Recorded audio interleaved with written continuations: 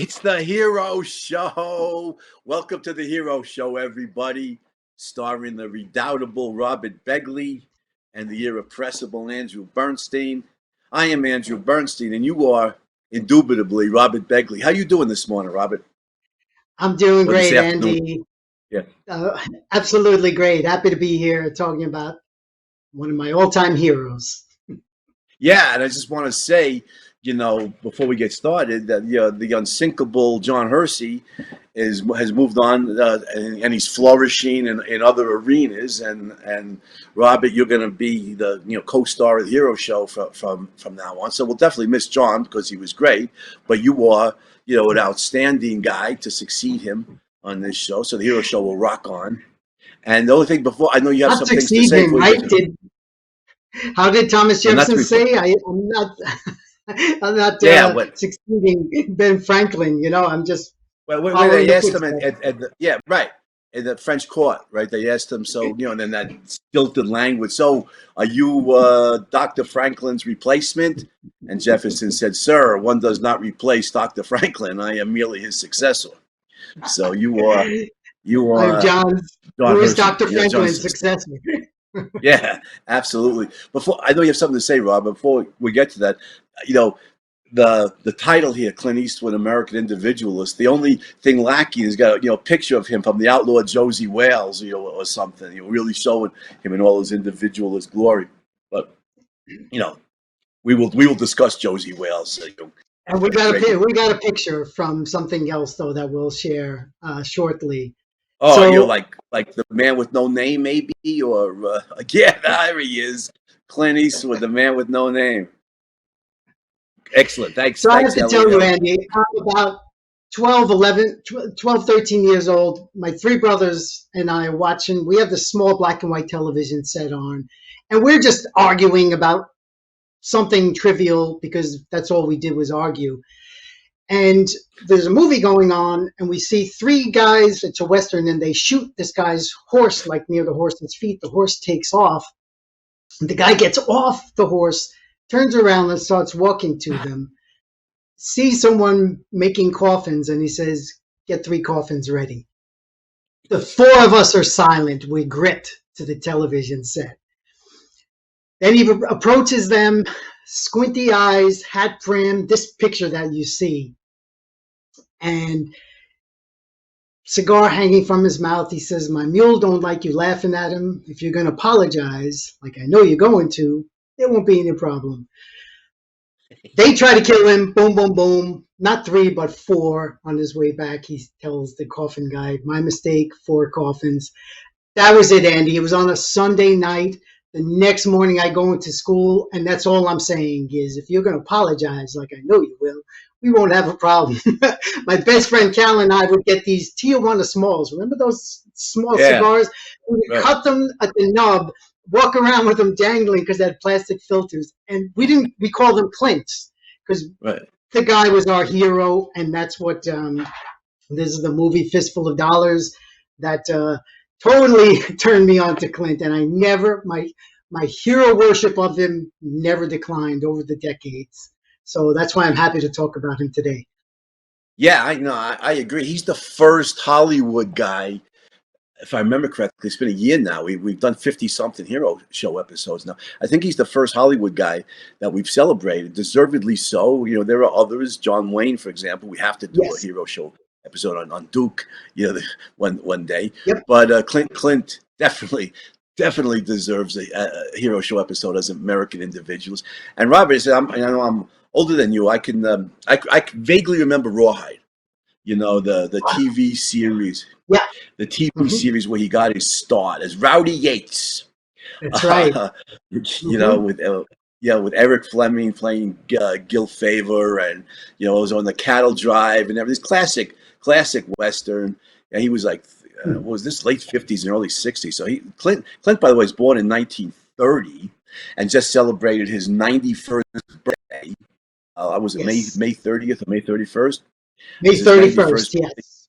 Born in San Francisco. And by the way, right. And we should mention, just as an aside, Robert, that Thomas Sowell was born 30 days after Clint Eastwood, say Thomas Sowell Wow. celebrated his 91st birthday yesterday, and Wow. you know, we did a hero show episode on him, the immortal Thomas Hmm. Sowell. So hopefully these pro-American heroes can keep rocking on for a long time to come. That's right. You know, because Hmm. they contributed so much. But Rawhide, I remember. You talk about the spaghetti westerns. What the spaghetti western? Sergio Leone. What was that? The mid '60s, right? Mid to late '60s when he made those movies. 1964, and you mentioned Eric Fleming, Andy. He was offered the role for the spaghetti Right. western, turned it down. Several Hollywood actors turned it down. Clint looked at it as a free trip to Europe for the first time in his life and saw the value of it.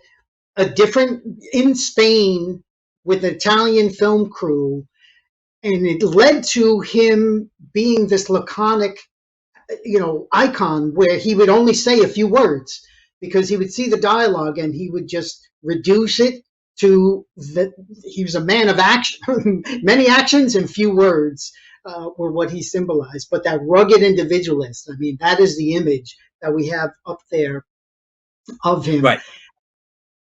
Right. And one of the movies we'll get to that to me is just a classic is The Outlaw Josie Wales, which I think was Yes, maybe 1976. And I know that was one of the early yes, films he directed, but we'll get to that. But yeah, it's interesting because you know on Rawhide as Rowdy Yates, you know, he played the white hat kind of guy. He was all good all the time, and it was yeah, there was no ambiguity to the character at all. And he said he preferred the spaghetti westerns where he's still a good guy, and to me, unquestionably a hero. But you know, he was so tough.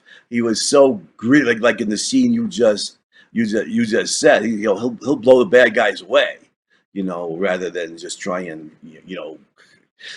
rather than yeah. take him prisoner, you know, and bring him into for law enforcement to go to trial. This is a precursor for Dirty Harry, right? That's Who right. does That's right. justice. But Justice. Rob, it's something. Go ahead.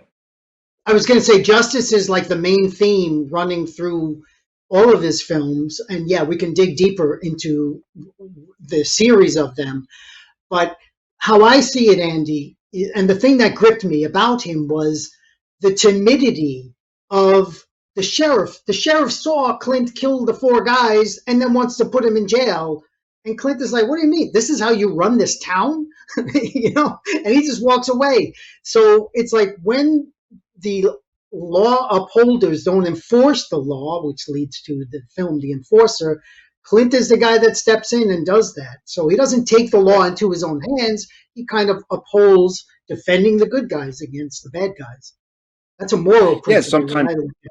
Yeah, and like you said, when the law doesn't defend the innocent against the bad guys as it should, then vigilantes are morally right, and they're morally right to do it. If they're protecting the innocent from the bad guys, Hmm. then that's Hmm. the morally right thing to do.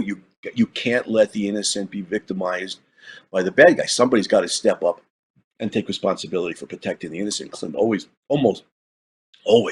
in the movies does that. Here's one thing I want to bring up that always was stuck in my craw, in the modernist culture, that the Clint Eastwood character in the spaghetti westerns, fistful of dollars, a few dollars more, and then the classic Good, the Bad, and the Ugly, uh, you know, and then later on Dirty Harry, were often referred to as anti-heroes, because, and I strongly object. Clint Eastwood himself referred to the, Yeah, positively as the man with no name as an anti-hero. And Clint, I respectfully and strongly disagree.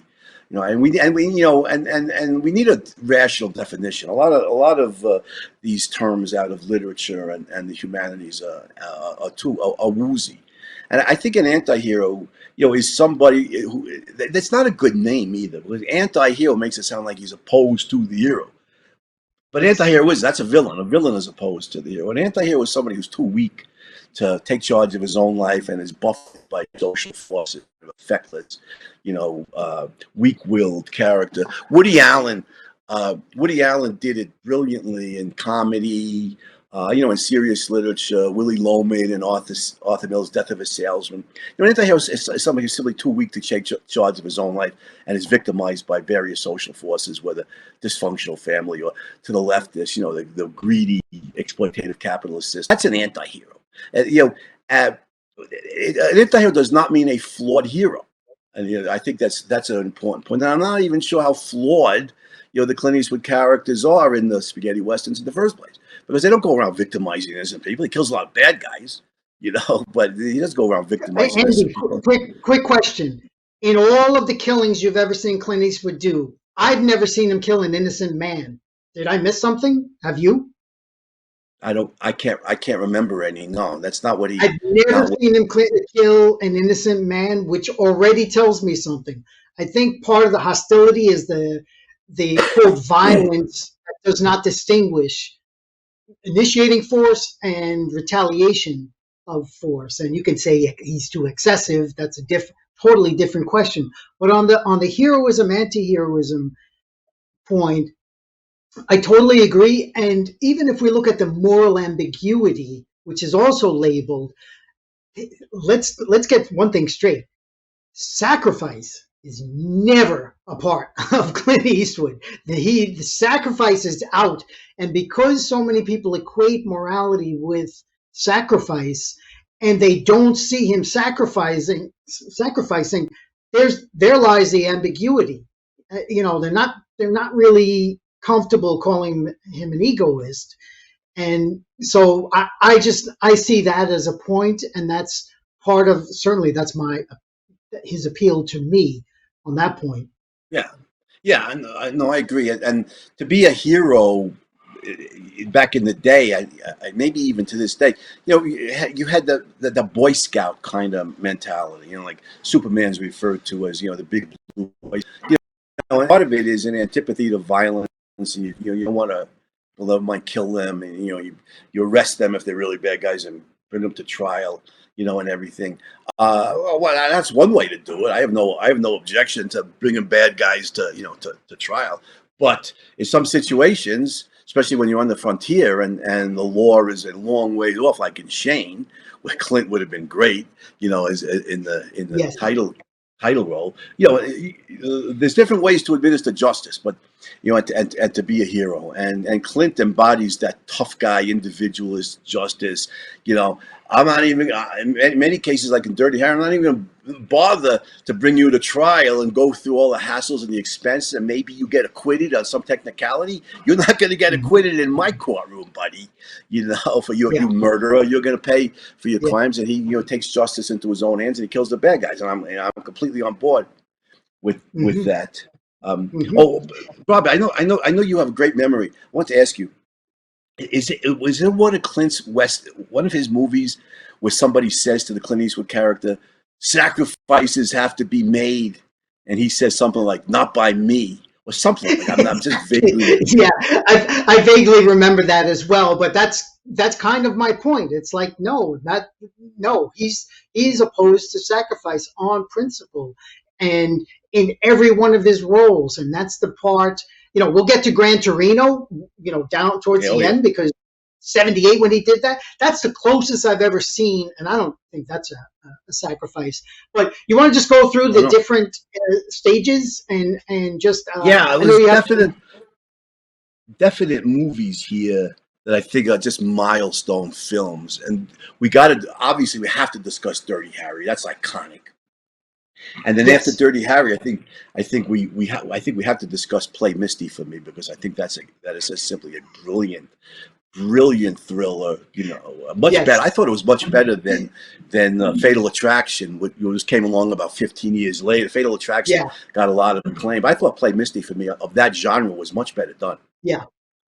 So okay, that was the first movie he directed. As far as the westerns go, yeah, absolutely. So the westerns, we know the spaghetti westerns that he filmed turned him into an international star, really before an American star, and then the Dirty Harrys made him superstar, #1 box office guy once the Dirty Harry films came out. And again, it's a modern version of a man who upholds justice in the face of timidity and um, these vague laws and letting criminals out, letting murderers out. I mean, that's what he says about Scorpio, right? And Dirty Harry, what he's going to murder again. How do you know? He likes it. That's it. The guy likes murdering, but they want to let him out. So let's dive into the Dirty Harry, because that is his most. Yeah, those are definitely. We could go. Yeah, we could go chronologically through his career, hitting the high points. Obviously, we can't discuss all 50 or 60 films. Yeah. But yeah, Dirty Harry. Yeah. That's was that the first one was 1971. I 71, think so. yeah. You know, 50 so years Clint ago. was 41. Amazing. Yeah, and Clint was 41. And you know, I am a inveterate admirer of female beauty, and male beauty doesn't really do much for me. But I could see Clint Eastwood was really a good-looking dude. I mean, you know, I could see why the ladies loved him. And in Dirty Harry films, he's in his early 40s. He always looks a lot younger, you know, than he actually was. And by that time, he's really developing into a very good actor. I don't think he gets the credit. He gets the credit for being the great director that he is. I don't think he gets the credit for his evolution as an actor, especially that squinty-eyed, talk through your teeth, tough guy hero. Nobody does it better than Clint. Nobody. You know, he's distinctive. And you're right. Dirty Harry, he stands for justice. This is going to be served in a Dirty Harry. From bad guys are going to get what's coming to them. And I got that great quote. Go ahead.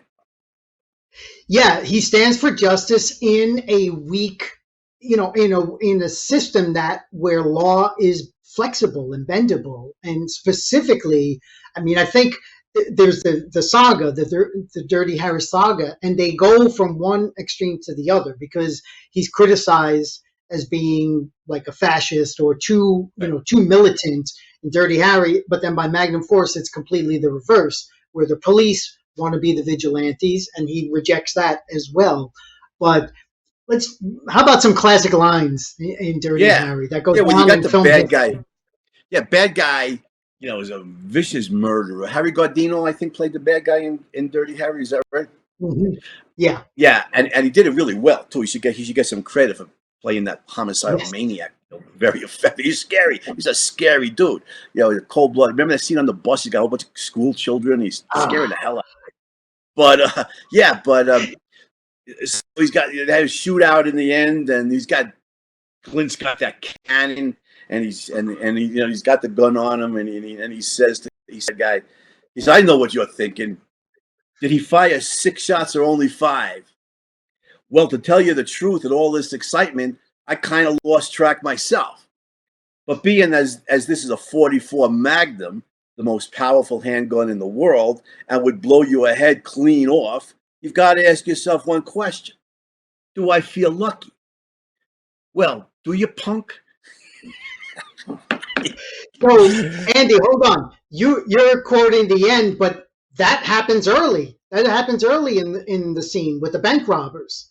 Okay? Yeah. And do you remember what is the classic response? One of my favorite lines in all film history. The guy's laying back, looking up at him, and he says, "But I got to know," because he was confused. And Clint's like, "Click." It was empty, and that was his chance. So, and then they repeated at the very end, the climax of the film. So there's a perfect setup, same scene. That's right. Perfect setup. That's right. And the murderer at the end, fortunate that the gun wasn't empty. And well, actually, we shouldn't give away the ending, for the movie. But yeah, I mean, it's an iconic film, and it's really interesting, Robert, because Don Siegel directed the first Dirty Harry film, right? And you ask yourself, why set it in San Francisco? And there's a perfect reason for that. I mean, Mexico may be the most leftist city in the country, and here's and you juxtapose, to put it simply, the politically conservative view of justice with the politically leftist. I don't call them liberals. You and I are liberals. Your supporters are liberals. They're leftists. So and the conservative view in this case is, well, whatever it takes to bring the bad guy to justice, even if the police officer has to kill him, you kill the bad guys. You do whatever it takes to protect the innocent. Whereas on the leftist view, we feel sorry for bad guys. They grew up in poverty, or they had miserable childhoods and everything. And you don't want to kill the guy. You want to bring him in, try to rehabilitate him and everything. And so it was more than just a great cops and robbers film, which it was, but it's also really juxtaposed the conservative versus the leftist view of criminal justice. And yeah. And what does Scorpio keep saying when he's captured? He says, "I have my rights." That's all. It's about criminal rights. Well, and Clint is like, "What about the victims' rights? What about those?" That's what's breaking down in that film, is the victims' rights. Right. Absolutely. Absolutely. Yeah. And of course, it was a great movie. That was still the time when all the leftist critics still hated Clint Eastwood. Like you said, they called him a fascist, and he was this macho guy. Later on, he became the darling of the film critics. Well, I got to give them credit, because I'm normally blasting leftists for their irrationality, but they came around to recognize that Clint Eastwood was a great artiste. And they really got on board as big Clint Eastwood fans, generally. I have a theory about that. All right. Well, when you're ready to expound it, let us know. Yeah. By the time we get to Unforgiven, so let's continue chronologically. So then we go from Dirty Harry to Magnum Force. What's the classic line in Magnum Force? It's when he. So you know the way to San Quentin. I remember yes. That one. Well, one of your favorite lines with Hal Holbrook, last scene in the movie. Holbrook goes away. Where he says a man's got to know his limitations. That's right. Man's got to know his limitations. So philosophically, this is perfect because it's reality oriented. And this guy thinks he can get away with anything. Man's got to know his limitations, right? It's a expression of the law of identity. A is A, and everything is bounded. It's limited. You can't expect elephants to fly. That's right. You can't bend reality, and it's not malleable. It is what it is. Man's got to know his limitations. Great line and you're right. It's wisdom there. There's a philosophical line in a Cops and Robbers movie. Yep. And then we go to The Enforcer. I don't even remember most of the other Dirty Harry films, but okay. So The Enforcer, you'll know two lines. That's the one where he drinks coffee. The guys are they're robbing the diner, and he drinks coffee, and the waitress pours the entire sugar into his coffee. He leaves. He comes back, and the robbers close all the entrances, and they start a stick up. And then they see Clint and they freeze, and he says, "I've been coming here for 10 years, drink coffee, and this one's too sweet." And one guy has the gun, and he says, we're not going to let you walk out of here. And the guy's like, "Who's we, sucker?" And Clint says, "Smith, Wesson, and me." Boom. So he takes out 3 or 4 of them. The last one remaining, he's got the gun on the guy. "Go ahead. Make my day." Yeah, that's not great. Go ahead. So that was it. That was it, in all-time film history. And that is a classic line. Didn't he repeat that to Ronald Reagan when Reagan was president? I think at one point Reagan said it to the Congress who wanted to raise taxes, and he's like, "You raise taxes, I'm going to veto it. Go ahead, make my day." Basically, he with Clint's accent as well. He's an actor too. He contacted Clint right after Clint became the mayor of Carmel, and he said, "What's this with politicians who make films with monkeys? Now becoming politicians?" Because that's what Reagan did with Bedtime for Bonzo, and Clint did it with his, Every Which Way But Loose films. Right, and then became elected mayor of Carmel, right? Carmel by the Sea. Carmel, and wanted to uphold right. He couldn't build something.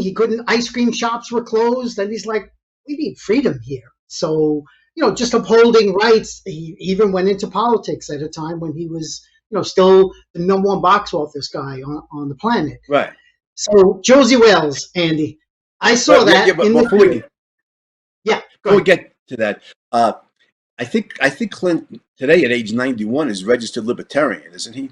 I know he was a Yes, Republican for a yes. while. I know According he to opposes yes, he yes, opposes he supports individual rights generally, and he opposes government abrogation of those rights, which is why you're absolutely right. Why he wanted to be mayor, so he can repeal some of these laws that were restricting restaurateurs and bar owners and and shop owners and stuff in Carmel. And I think he did that. Was he mayor for like 2 years and then stepped down, went back to Hollywood. yeah, yeah. But But actually, a quote that I got from the book. I read a biography, like a kind of in-depth biography, as research here. But one of the chapters opens. I've always considered myself too individualistic to be right wing or left wing, and nice. that's you, Andy. That's me.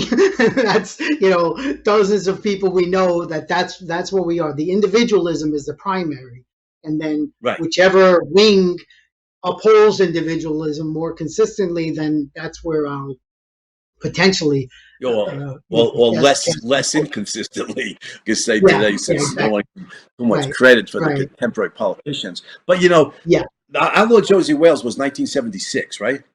And I remember Clint directed it. I think we should mention Play Misty for Me, which was the first movie he directed. Was that also yes. 71, the same year the first That Dirty was Harry came out? 71 too. So yeah, if you want to go to Play Misty for Me, I'll tell you, I woke up Yeah. after seeing that movie with nightmares of ex-girlfriends coming at me with a butcher knife. Right. There was a tagline for that film. The next scream you'll hear will be your own. I think that was the tagline for that movie. It was a brilliantly done psychological Great. thriller about a storm. And it was Yes. right Yes. after, no, actually, 71. That's 9 years before John Lennon was assassinated by somebody who loved him. Yeah. Mark Gardner, was that what was that the lunatic's name? And Clint Um, was Hinckley. I thought something it like was that. Hinckley, I think. Chapman. Hinckley. His name was Mark Yeah, Chapman, Chapman right? Hinckley. Yeah. Hmm. Yeah, that was the lunatic who murdered John Lennon. But which was 1980. So it was 9 years before. Clint Eastwood's pointing out that celebrities today are in more danger from their admirers and from their flunkies, from their devotees, than they are from their enemies, because he's a disc jockey. This woman, who was the actress who played the murderer in the film? I forget her name Julie offhand. She Walters. was Julie Walters. Yeah, Julie Walters. She won an Academy Award for that film. I think she did. I Yeah, don't I remember. She don't was very remember. good. Yeah, She I was don't remember for awesome. sure. Don't quote me on this. She was very good. Yeah, she As was awesome. this sick, yeah, this psychopath. She was in love with him, and they had an affair. And he starts to realize this girl's crazy. And so he distances himself from her, and she goes off. Anyway, for me, he's a disc jockey. She would call in. Misty is a jazz standard, very, very beautiful song, whether it's instrumental or I could hear Johnny Mathis singing it, the lyrics Hmm. in my head. It's a very, very beautiful song. Play Misty for me. But she starts to stalk him, but and it's him and his girlfriend. We don't want to give away the ending. But if you want a suspenseful psychological thriller, Clint Eastwood directed this. And this was his directorial debut. You could see Debut, the yes. way he could handle a story, the way he could tell a story was brilliant. And I don't know, like 15 years later, Fatal Attraction with Glenn Close and Michael Douglas was on the same theme and got a lot of attention. And it was a scary movie too. I got to give it credit. Play Misty for me is better. It is a more suspenseful, psychological thriller, I think, Yes. than Fatal Attraction. It's Yeah, and let brilliantly me done. let me just stay there and do a little sidebar on music Yeah, go in ahead. Clint's films. First of all, Right, yeah, the right. most popular five notes in all movie history. Wow, wow, wow. It's like the good, the bad, and the With ugly. the bad and Anyone the knows that ugly. from anywhere. So that's Yeah, one side. This one, while they're filming Play Misty for Me, he gets in the car driving to the shoot, and he hears Roberta Flack's First Time Ever I Saw Your Face. That record came out in 1969 and it bombed out. Clint loved it, contacted her, said he wanted to have it in the movie. And the 1971 version, which starts with the seashore, because it's him and his girlfriend Donna Mills walking the sand of the beach, became the number one record of the year. Clint is the guy that revived that beautiful, beautiful song for his film, Play Misty for Me. And so music has always just been major in his films, in his life.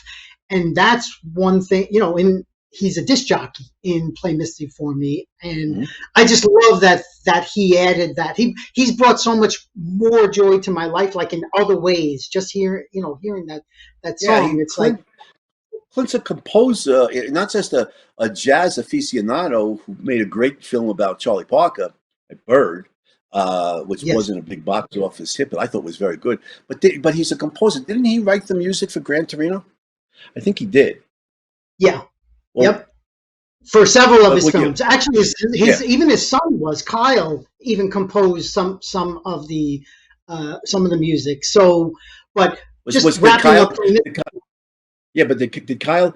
Yeah, we'll come back to Play Misty for me in just a minute. But maybe it was Kyle who wrote the music for Gran Torino, or maybe it was both. I think for that one it was Kyle. Yeah, I think so. But Clint has done his own music. I think Honky Tonk Man, when he started doing those kind of the chimpanzee movies, and it's amazing, Andy, because if we just talk about, it's almost hard to separate the man from the roles he plays, and but again, we go back to this individualist. Yeah, he's always this individualist, and it carries over to the man himself. His roles going over to the man Clint Eastwood himself. Right. While I'm thinking of this, I want to double back just a minute to the spaghetti westerns. About heroes and anti-heroes. Notice the climactic film then, and I think the best, The Good, the Bad, and the Ugly is a great Western. Even the title shows you what the filmmakers thought of the Clint Eastwood character. He's the good. Right? Eli Wallach was the bad guy, right? And Lee Van Cleef, brilliant as the ugly. Even though, it was great acting in that movie. And Clint's the good guy, and he is a hero. And he's a hero. He's a hero you don't want to mess with. He's not a Boy Scout. He's not going to slap you on the wrist and I'll give you a chance, like in the scene, apologize. My mule doesn't like being made fun of. I'll give you a chance. But if if you initiate violence, he'll end it permanently. So he's definitely a hero who's not to be. He plays a hero not to be messed with. That he won't start the fight or the struggle, but he will end it and end it permanently. But Play Misty for me. I recommend if it's interesting, Robert, because Clint Eastwood is just retired, and the younger generation must probably know some of his films, maybe Gran Torino, maybe The Mule, maybe Richard Jewell. They may know his recent films, but his career goes so far back that the younger generation, they may not ever even have heard of Play Misty for me, never mind seen it. And so I want to strongly recommend it on Netflix. But like Robert said, be prepared to keep the lights on all night and the doors locked and everything, because this film will scare the bleep out of you. It is brilliantly done. So, and again, I want to stress, as his directorial debut, he told this story brilliantly. You could see this was the birth of a superb Hollywood director. Yeah. So 5 years later, he directs Josie Wales. When that came out, I saw it in the theater, Andy, like 5 straight times. I told my mom, she always wanted to get me out of the house anyway. It's like, I'm going to see Josie Wales, because I was young and it was rated PG, so it wasn't rated R. I was too young to go to rated R movies. And I can tell you lines from that movie. I just, still to this day, I get goosebumps. Yeah. But the plot is he's a Confederate, all right? But what the Union did is you see it in the first scene. There's always this conflict, and they brutalize his family, and he witnesses it. And that's why he's the outlaw. Full title is The Outlaw, Josie Wales. And sure, the guy comes for the bounty, and what does Clint to say the dialogue? Clint gives him a chance. He gives him a chance. He tries to talk him out of it. you know, and again, and it's just years of the outlaw Josie Wales. But as I remember, initially, see, you know, walks away, right? He walks out the door, but then he comes back and says something like, you know, this is what I do for a living. And Clint says to him, "Dying ain't much of a living, boy." Yeah. He's here to collect the bounty. He's giving him. Yep. He's giving him a chance. You know, but the He's guy a bounty foolishly goes for hunter, his and gun. he's like, yeah, he's a bounty hunter, and there's a bounty on Clint's head, and he's like, "You here for the bounty? Man's got to make a living." Clint's like, "Dying ain't much of a living, boy." Classic. He's got so many iconic lines and delivered only the way Clint Eastwood, because he's mastered the squint. You know, he's talking through his teeth. You know, and if I was the other guy, I said, yeah, you're right. yeah, I'm out of here. Maybe I give up being a bounty hunter and sign up with you. What do you and work with you? What do you think? But I'm certainly not going to get myself into a gunfight with him. Yeah. You know, with the way he holds himself and the way he expresses himself. You know, he's just really he is an intimidating hero. You know, and that's one of the things I love about when he just intimidates the bad guys, and that's the way it should be. That's right. That's right. So if we fast forward, that was the second movie he directed, right? Second film he directed, I think. At least, yeah, because as I said, that was about 5 years later. So I don't. Yeah, it was 5 years. Yeah, I remember. You're right. It was 76. I can remember. I just graduated college. I was just starting grad school that fall. You know, not realizing the horrors that I was getting myself into, but yeah, that was that summer of '76. I saw it, you know, a number of times. Also, again, I want to, if younger generation, if you haven't seen The Outlaw Josie Wales, see it. You know, like yesterday. It is a brilliant story, beautifully directed by Clint Eastwood, and you know, you can see him progressing as an actor, playing that intimidating, tough guy hero better than anybody ever has. I love John Wayne. I love the John Wayne heroes. But nobody intimidates bad guys the way the Clint Eastwood hero does.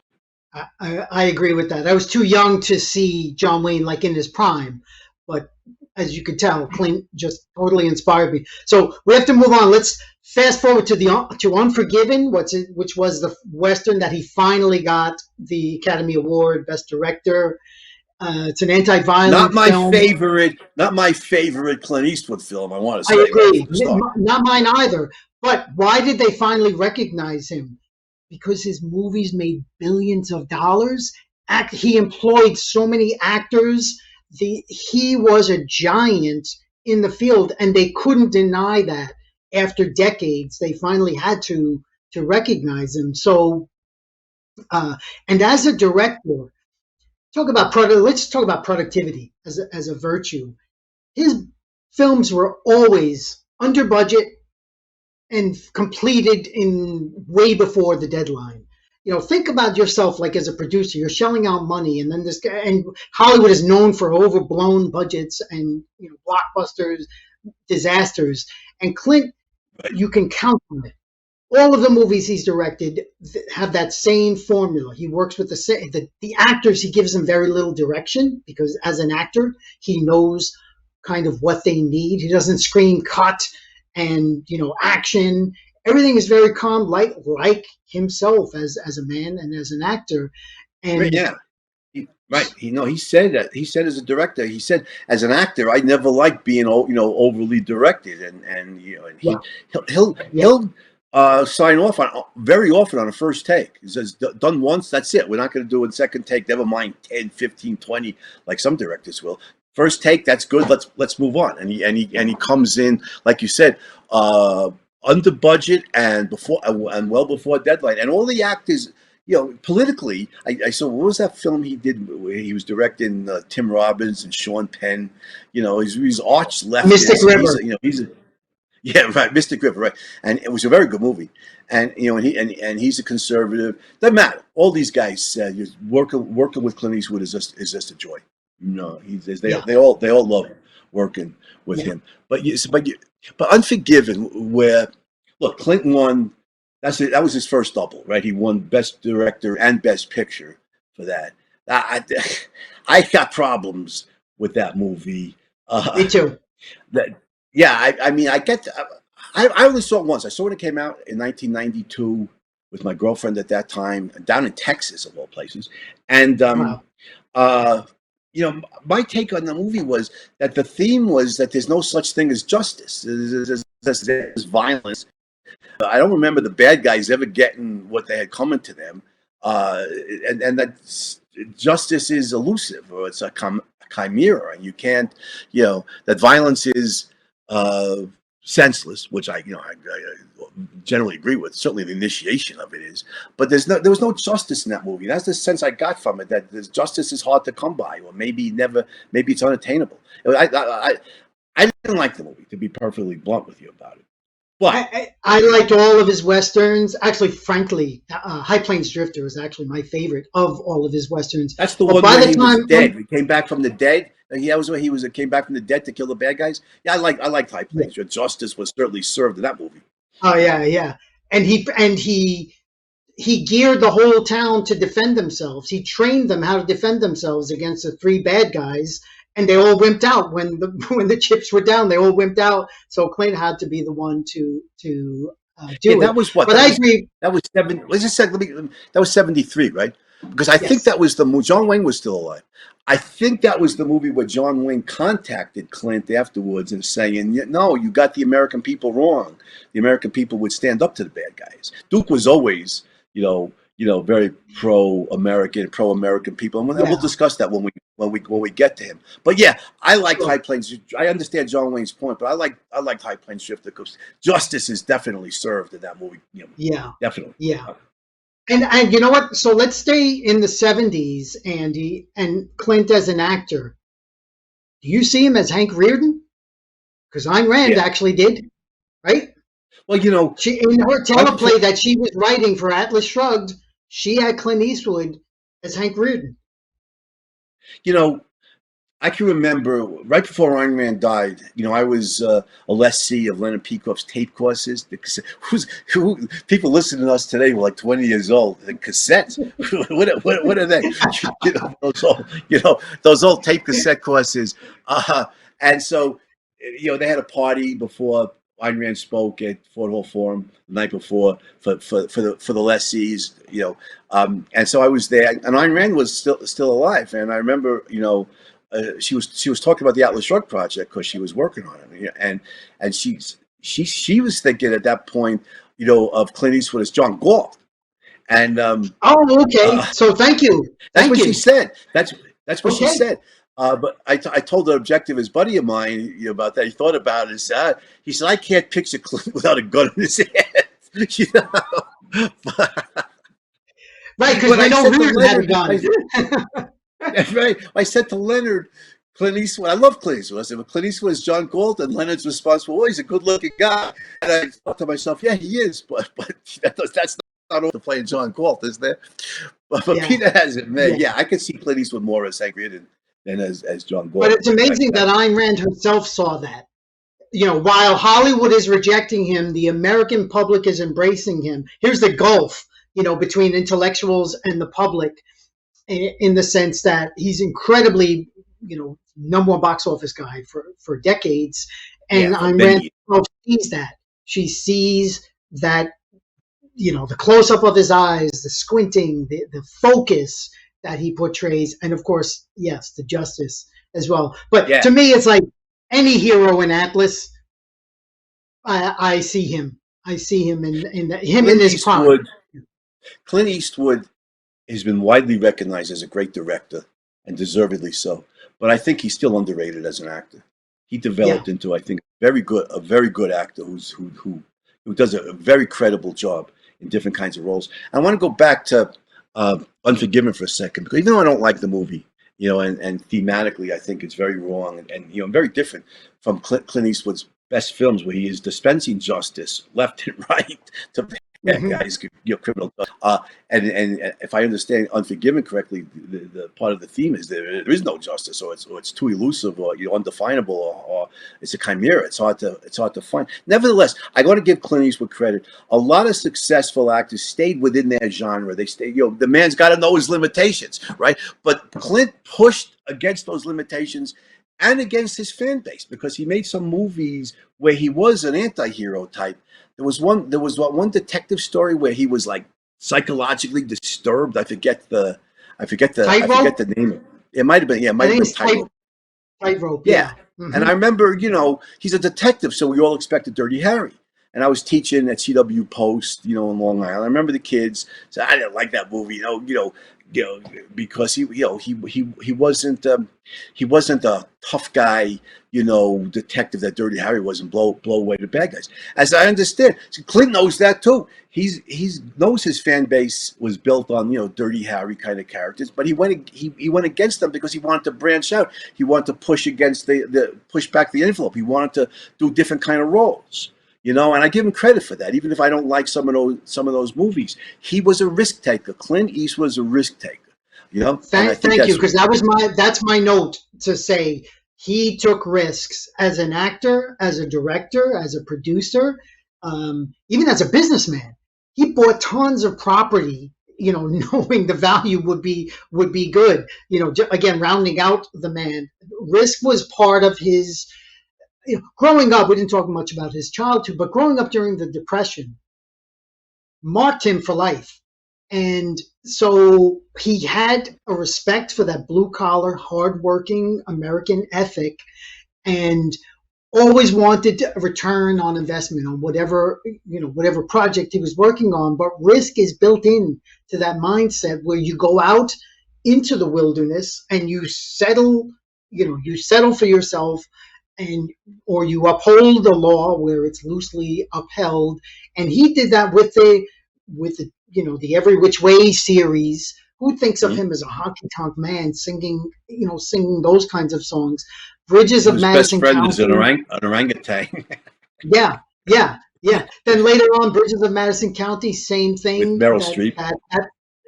With That was a with very Meryl good Streep. love story. It was a very good love story. Yeah. Very touching. Yeah, my mother sat all of us down and made us read this book, and she'd hand it to us and say, "Finish this by the weekend," and hand it off to the next one. The book was good. That was one occasion I thought where the film was actually better than the book, and I think Yes. I think that's largely due to Clint Eastwood's directing.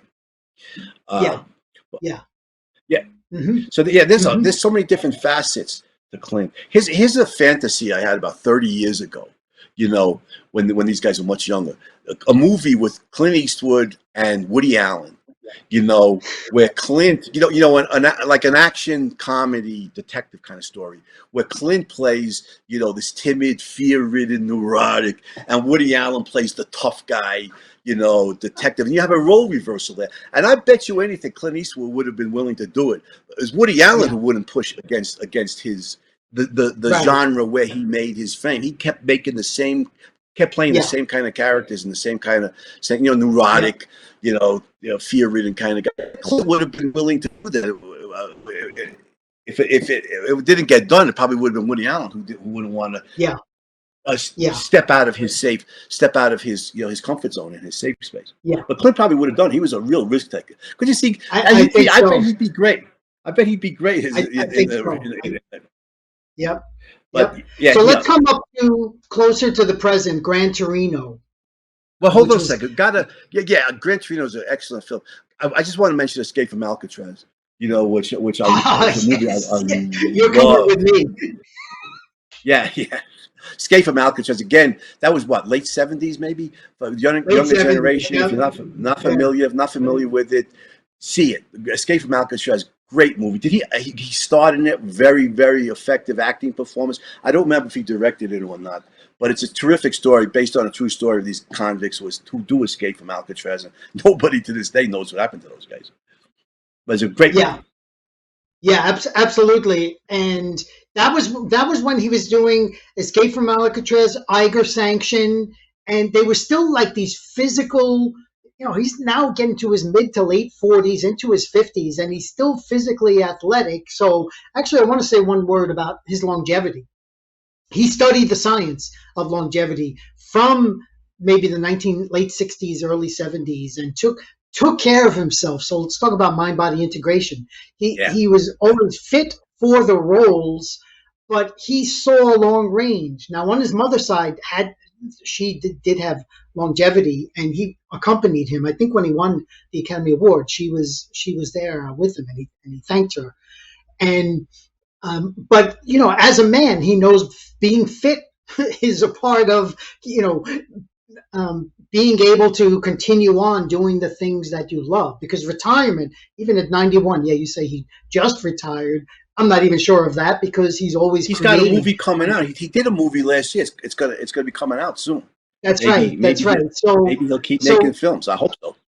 Yeah. So if we look at this idea of life and wanting to continue on and taking care of yourself, as fitness being a major part of it. So Escape from Alcatraz had that aspect. Eiger Sanction, these late 70s. Yeah, he did. He did his own climbing scenes on the Alps, didn't he? Kind of the crazy thing to do, kind of like Tom Cruise, does. But yeah, Clint was.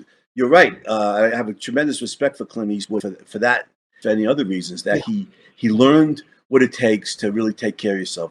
Cut out the smoking, in the gym, eat a good diet, get a lot of exercise, and here he is, 91. He's still lean. He's still.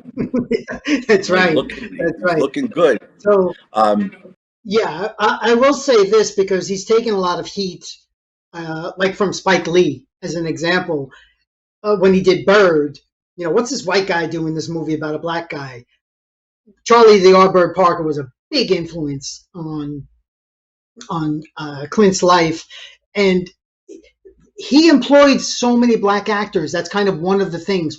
Again, here's where I think Hollywood came around. He employed so many people, and even if they're thugs in the movies, it's better than being unemployed and going out on the street and doing real crimes. Okay, so and Clint is aware of that. He's aware of that fact, and of course, later on with Morgan Freeman, who they're very good friends with, and Freeman I thought was actually excellent in Unforgiven, and gets killed, and that's one of the reasons. That's one of the revenge, aspects that Clint's character has, and so if we just parse that aspect out, because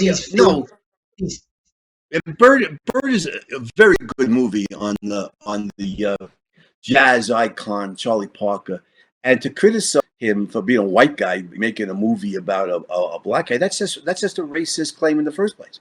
John Hersey and I did Hero Show on George Washington Carver. Why these white guys celebrating this black hero? Well, because art is universal.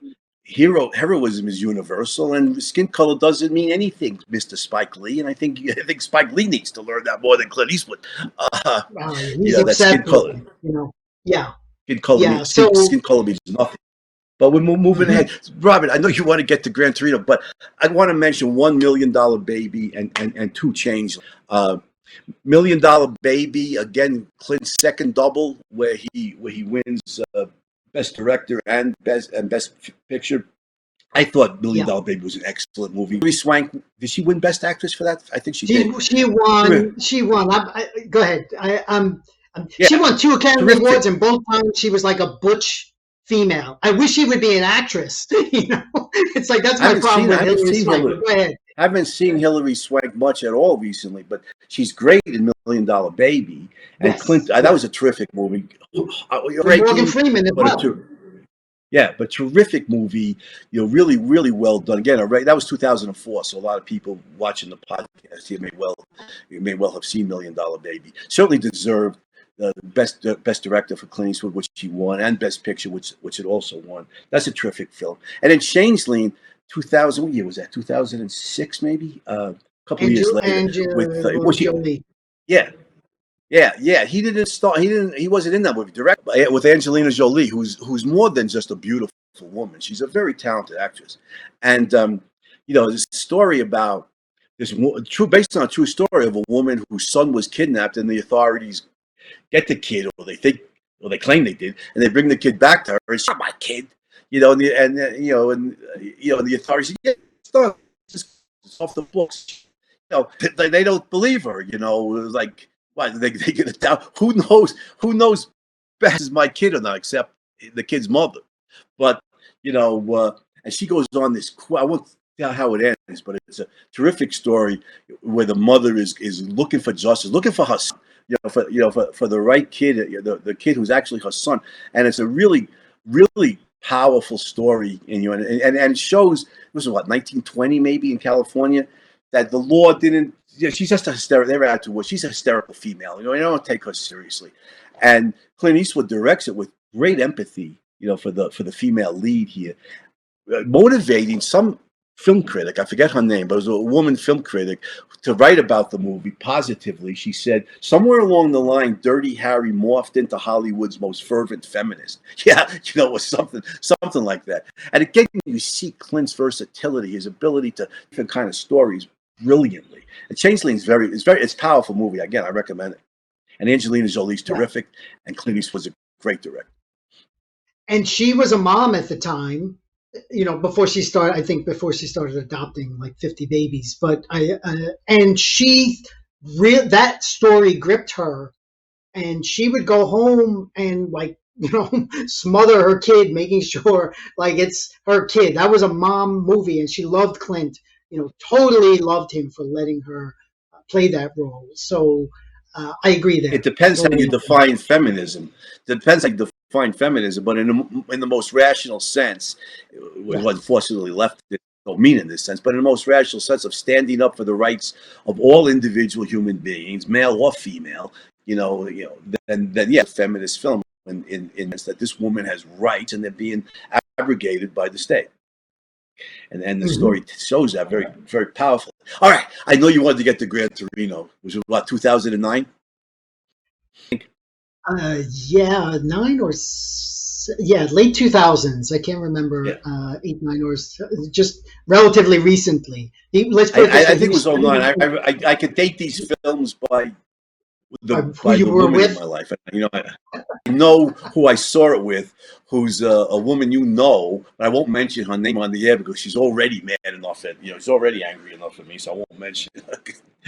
But I saw the film. But go ahead. I know you want this. You had a lot to say, Rita. Well, great story. Clint is 78 when he films it and directs it. And as I said, I think his son did the music. He's the #1 box office actor at age 70. Hollywood is obsessed with youth, right? And here's a 78-year-old guy who is the #1 box office guy in that year. So the story here, Clint is he's a grumpy old man, and he sees the injustices. Something of a racist. Right, at least making all these racist comments to it. That's right. Yeah, he definitely is. He's not lovable at all. But again, he sees injustices and steps in at the right time when nobody else does, across the board. And even the final scene, which is pivotal, because I remember being in the theater and being surprised, somewhat in that, because I'd never seen Clint die, at the end, which is what he does. Spoiler alert. But the question there is, spoiler alert, buddy. Yeah. I mean, okay, go. Well, probably a lot of people. That's 2009. That's probably a lot of people have seen. That's more recent. Yeah. I mean, highly recommended, no matter what. But yeah, absolutely. That's the closest. It's like with the story that you love, like The Fountainhead. I mean, I know the ending of it, but it doesn't spoil it for me when I. That's right. Yeah, when you see the movie, rereading it. Yeah, you know what's coming, but you love it anyway because it's great. I'm sorry. Go ahead.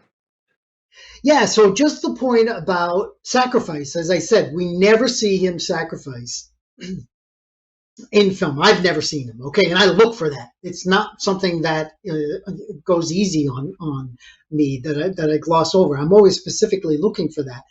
And here he gives himself up, but he's already dying. He's old. He's embittered, and he's literally dying. He has a disease. I don't think they disclose it, cancer. But he doesn't have long. It was cancer, wasn't it? I think he was dying of cancer. So it is cancer. Right. So he has cancer and he's dying. And here's a chance to catch the bad guys who have owned this entire neighborhood, and everyone is coward to them. But the police don't have enough evidence of catching them in action in order to put them away. And that's the final scene.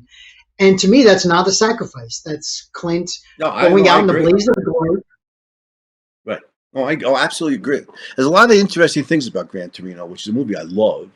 And Clint, like you said, stars in. He directed that also, didn't he? He directed Gran Torino? I think, yeah. Mhm. So, okay. So one thing, is the rise of the hero here, because you can say he's a grumpy old man, he's a Korean War veteran, something of a racist. You got different ethnic groups moving into his town. It was somewhere in Michigan, right? And it was Yeah, there were members of the how do you say it, Hmong or Hmong ethnic group, yeah, and yeah. it was from, and Clint's like a little bit in the movies, an ignorant, some semi-racist. He says to this one girl, teenager or young woman he befriended, "Where is Hmong anyway?" And she said, "Well, it's not a country, it's an ethnic group." But he sees the innocent people here, the Hmong family, being victimized by bad guys, and he stands up, to defend them, and he does.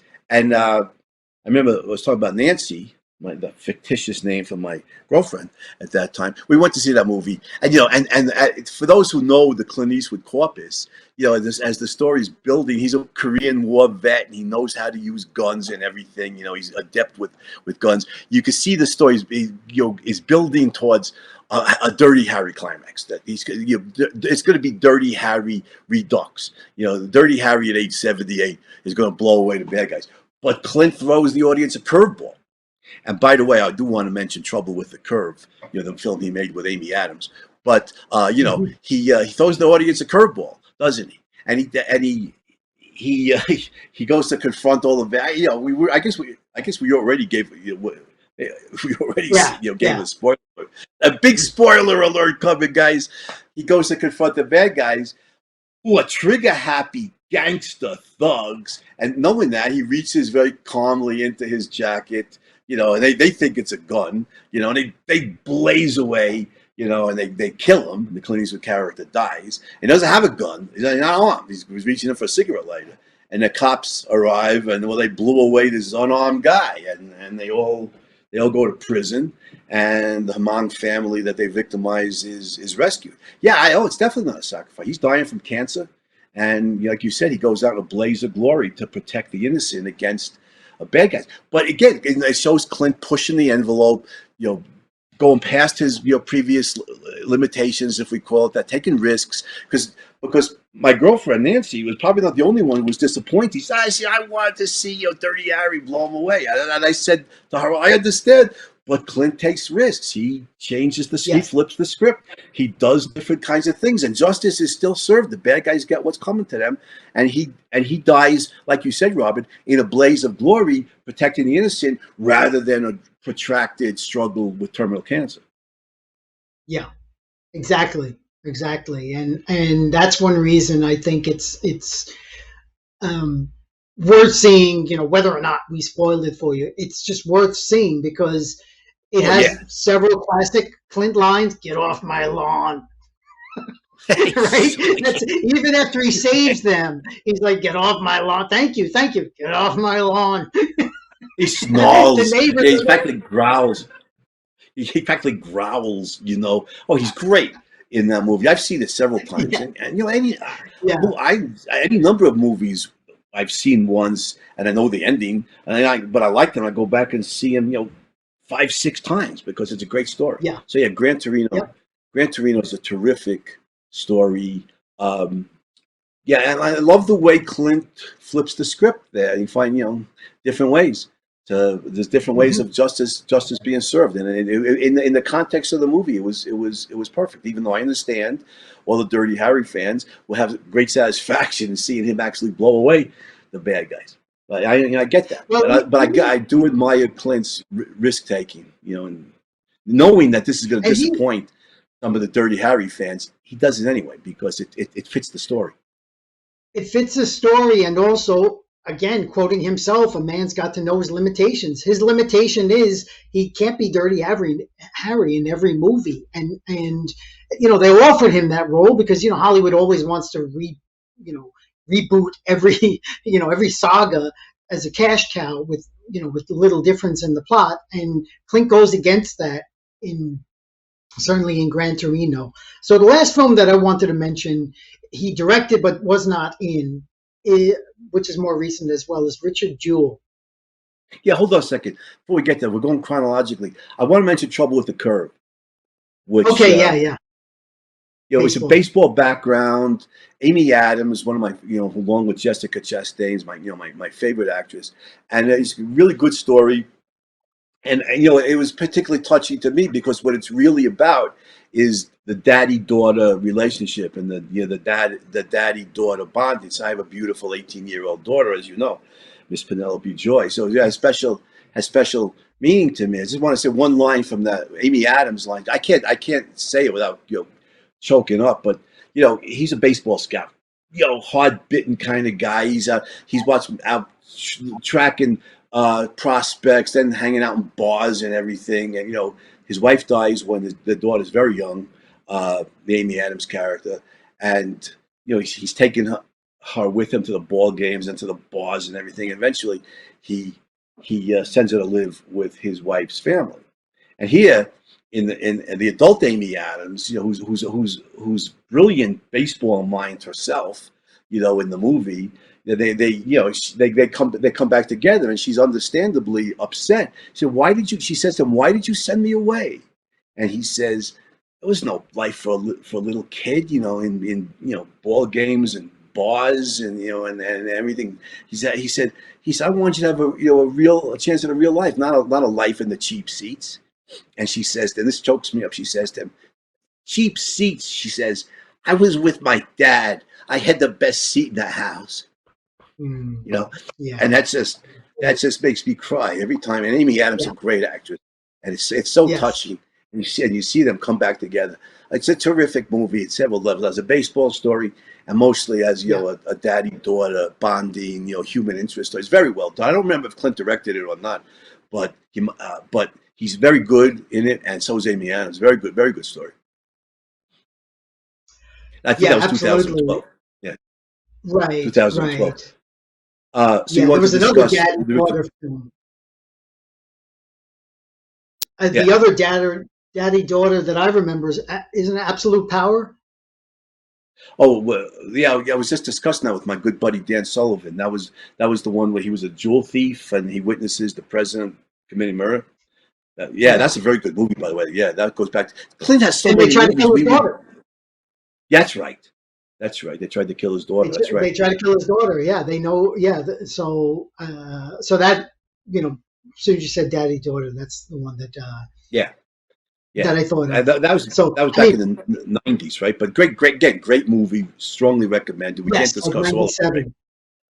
I know he has too many. So just one thing. My one point on Richard Jewell is the story is the Atlanta Olympics bombing that Richard Jewell saved, but Right.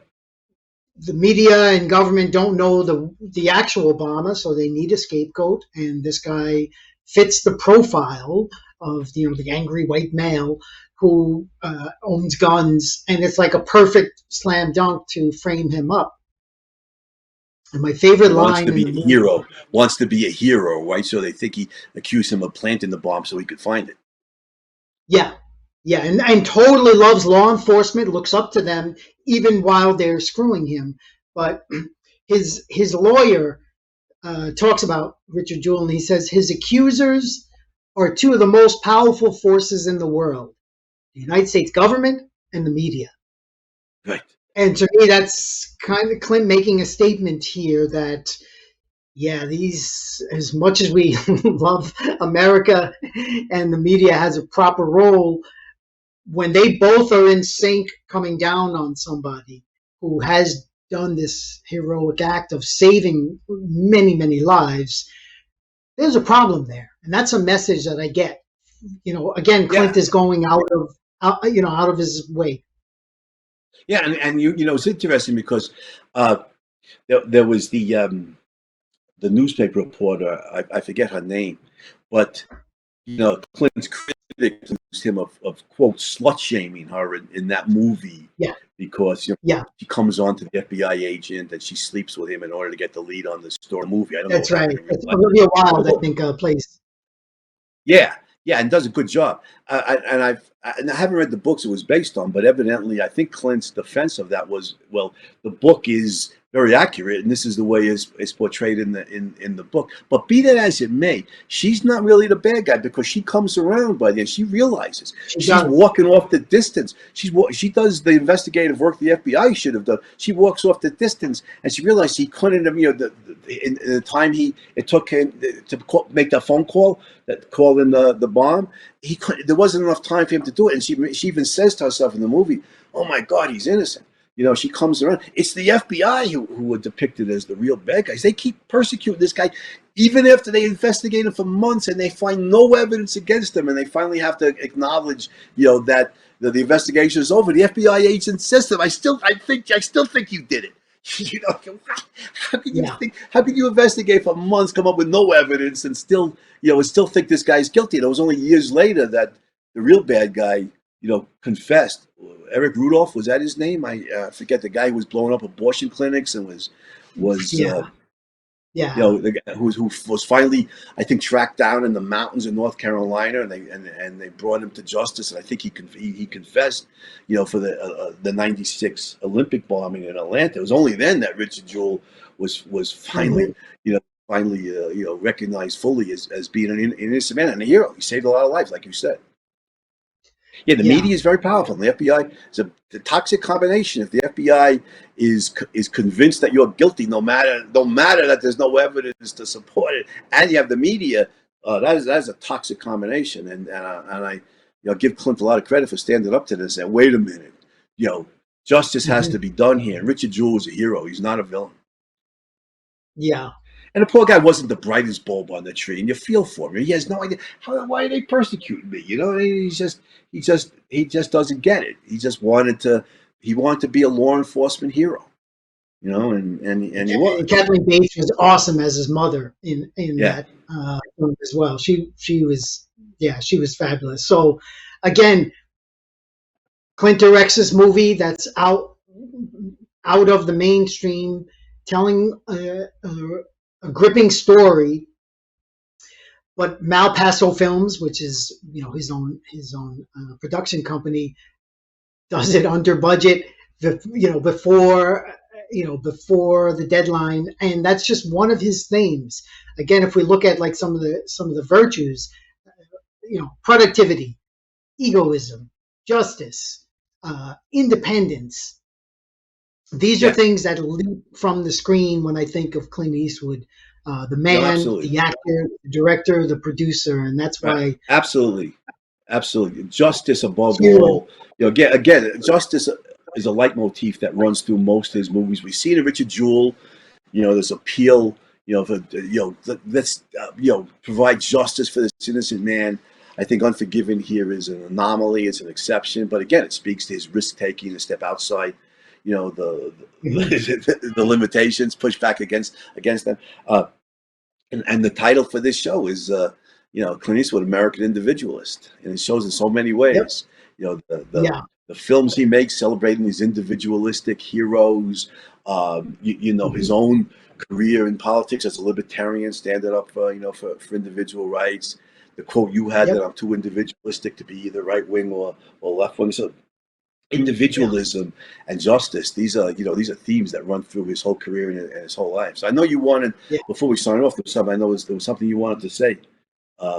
Just my closing thought is, if you ever found yourself cornered, you or a loved one, in a dark alley with bad guys around and the law is not being upheld, there's one actor you would want to come to the rescue, and that's Clint Eastwood.